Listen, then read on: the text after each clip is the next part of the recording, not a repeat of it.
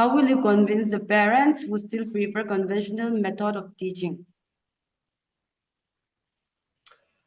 Yeah, that is a very, very interesting point, because I know many, many, many, many parents in many, many countries are stuck in those traditional ways, because for centuries, I believe, the system has been one way. Um, so I can speak from my personal experience and plus other parents' experience, how thinking differently helped our children as well as other parents' children. Yeah. So basically, our children, as they were growing, we knew they were prodigy. So as they grew up, we knew in which line of uh, career each one would go. We knew that. So we kind of allowed them to go through the education system, but always focused on what their interest was. So exposing them at an early age to that which they are interested in. Say, for example, my son, one of them was interested in business, the other one was in finance. So we exposed them at an early age when they were in school to these things. So when they grew up, when they finished plus two, they asked us the question, do should I go to uni? So we asked them, do you want to? So they said they're not sure. So we gave them the advice. You have a choice. Your line of interest is business. So go to a business school, finish that, and go into apprenticeship program, which is basically taking up a job with less pay. So they chose that, and they finished. The older one, he finished his college, which is called basically between university and plus two. So that's where most of the kids go to college. And so once he finished his college, he got selected for apprenticeship program in a business, in a company, and then he started his career there.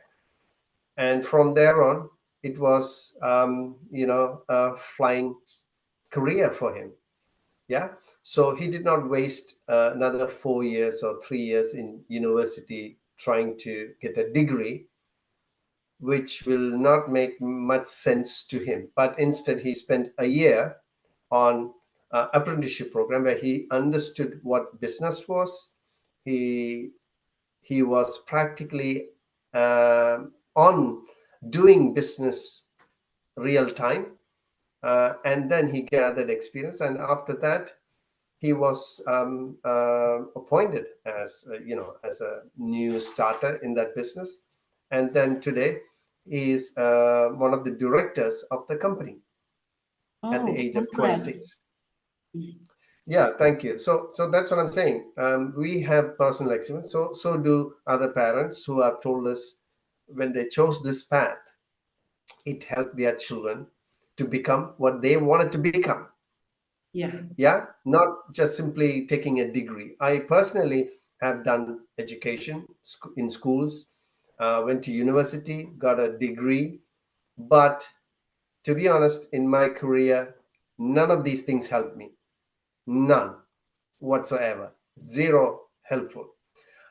Whereas today, I'm one of the managers in a bigger corporation. So when I interview candidates, I look specifically not for certificates or qualifications. Rather, I look for experience and skills and creativity and what comes out of their mouth and the moral values they have.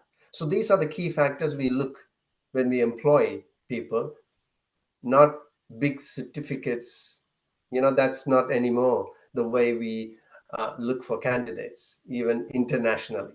So that's why I can categorically tell the parents in any country that experiential learning and exposure at an early stage for their skill set will be the key going forward.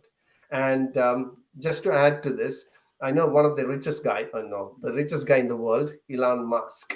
He himself said he's not going to send his children to school, and he started a school on his own. He's got only 20 children in his school, but he has got 4 or 5 children.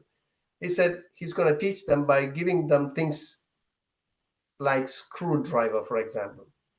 Let them learn what a screwdriver is. Let them find out where do you use it, what type of screwdrivers are there. So even the richest person in the world is not favoring the traditional way of schooling. So, there you go, an example for parents to be convinced.